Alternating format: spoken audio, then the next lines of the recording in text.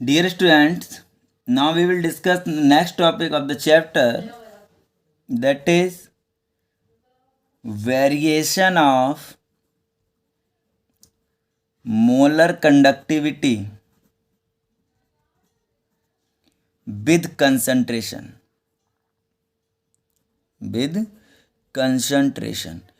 Molar conductivity कैसे करके change होती है कंसंट्रेशन के साथ में। किसी भी सॉल्यूशन की कंसंट्रेशन को इंक्रीज करेंगे तो क्या इफेक्ट पड़ेगा, डिक्रीज करेंगे तो क्या इफेक्ट पड़ेगा मोलर कंडक्टिविटी पे। तो इस चीज़ को क्या करेंगे हम इस वीडियो में बात करेंगे, है ना। Molar conductivity of an electrolytic solution generally क्या होती है, decreases, generally decreases with increase in concentration। क्या करते हैं, कंसंट्रेशन सॉल्यूशन की अगर हम क्या करें इंक्रीज कर दें तो बेटा जनरली मोलर कंडक्टिविटी क्या हो जाती है, डिक्रीज हो जाती है। The behaviour of a strong electrolytic it's somewhat different from that of the weak electrolyte. कभी कभी क्या होता है, ये डिफरेंट हो जाता है। डिफरेंट कैसे होता है, स्ट्रॉन्ग इलेक्ट्रोलाइट का अलग बिहेवियर होता है, अलग तरह से वेरिएशन होता है। वीक इलेक्ट्रोलाइट का अलग तरह से वेरिएशन होता है। आपको तो पता है इलेक्ट्रोलाइट्स दो टाइप के होते हैं, strong electrolyte and weak electrolyte. तो firstly we discuss variation of molar conductivity with strong electrolyte. Variation of molar conductivity with concentration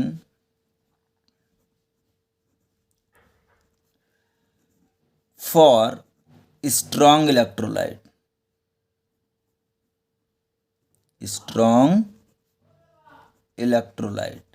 okay, with strong electrolyte. तो इसमें क्या करते हैं, सबसे पहले हम एक डायग्राम बना लेते हैं, ओके, इसके बाद हम इसको स्टडी करेंगे। तो ये मेरे पास डायग्राम है कुछ इस तरह से। यहाँ पे हम क्या करते हैं, कंसंट्रेशन स्क्वायर इंटू 10⁴ मोल सेंटीमीटर, इसका भी हम हाफ चढ़ाते हैं, ठीक है। इस साइड हमारा क्या होगा, मोलर कंसंट्रेशन, सॉरी कैप, गड़बड़ हो गया, कैप एम लिखा जाएगा, ठीक है।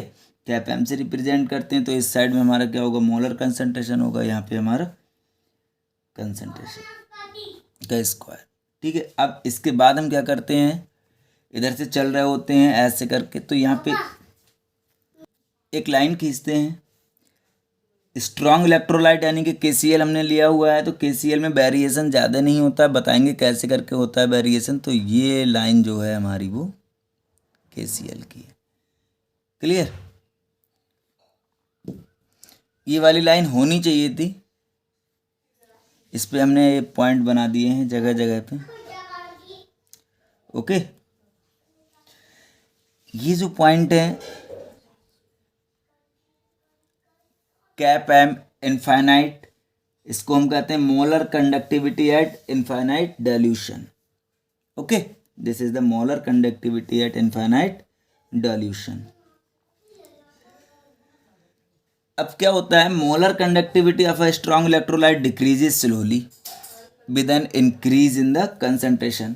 पहले ही बता चुके हैं कि जैसे जैसे कंसंट्रेशन बढ़ाएंगे वैसे वैसे क्या होता है, ये स्लोली डिक्रीज हो जाता है ना। देखो जैसे जैसे हमने यहाँ पे कंसंट्रेशन को इंक्रीज किया हुआ है, ये हल्के हल्के क्या हो रहा है, डिक्रीज होना शुरू हो गया है, ठीक है। दूसरी चीज़, अगर कंसंट्रेशन इसकी 0 है, कंसंट्रेशन का स्क्वायर अगर हम यहाँ पे 0 मान लें, है ना, तो delta M, sorry cap M equal to हो जाएगा कैप इनफाइनाइट एम के, यानी कि मोलर कंडक्टिविटी आपकी क्या हो जाएगी, infinite M molar conductivity at infinite dilution, दोनों क्या हो जाएंगी, इक्वल हो जाएंगी, ठीक है।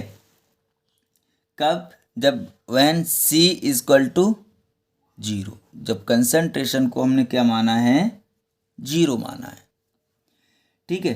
अब ऐसा होता क्यों है कि ये वेरिएशन शो क्यों कर रहा है? जैसे जैसे इंक्रीज कर रहे हैं कंसंट्रेशन के लिए डिक्रीज हो रहा है, क्योंकि स्ट्रॉन्ग इलेक्ट्रोलाइट, ये हमने KCl लिया हुआ है। KCl क्या होता है बेटा? एक स्ट्रॉन्ग इलेक्ट्रोलाइट होता है। क्लियर? स्ट्रॉन्ग इलेक्ट्रोलाइट है तो उसकी प्रॉपर्टीज क्या होती हैं? DOD, डिग्री ऑफ डिसोसिएशन क्या होता है? ग्रेटर देन 1, यानी कि वो अपने आयंस में बहुत ही रैपिडली क्या होगा? ब्रेकआउट हो जाएगा। और जब हम उसकी कंसंट्रेशन और बढ़ा देते हैं तो उसके आयंस और टूटते हैं, लेकिन ज़्यादा आयंस होने की वजह से क्या होता है? उनके आयंस जो होते हैं अपोजिट चार्ज वाले आयंस होते हैं, उनके बीच में फोर्स ऑफ अट्रैक्शन, जिसे हम कहते हैं इंटर आयनिक अट्रैक्शन। क्या कहते हैं बेटा? इंटर आयनिक अट्रैक्शन। तो इंटर आयनिक अट्रैक्शन जो होता है बेटा, वो क्या होता है? बढ़ जाता है। और जब इंटर आयनिक अट्रैक्शन बढ़ जाता है तो इसीलिए उनकी कंसंट्रेशन क्या होती है? डिक्रीज होने लगती है। क्लियर?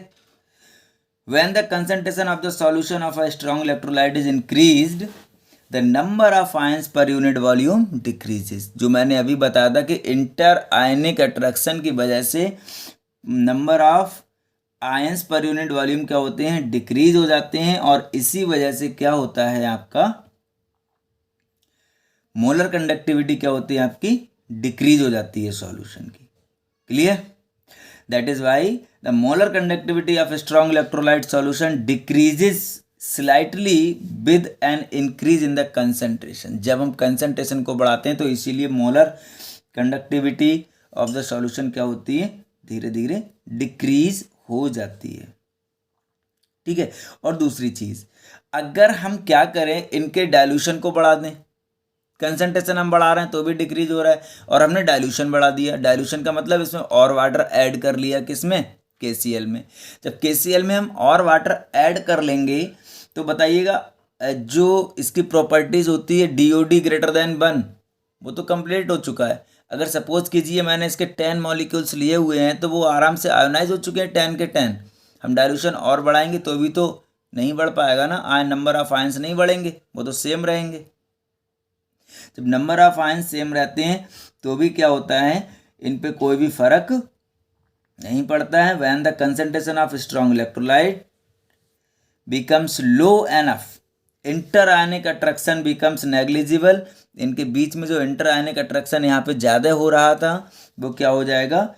कम हो जाएगा। And the molar conductivity approaches a maximum limiting value.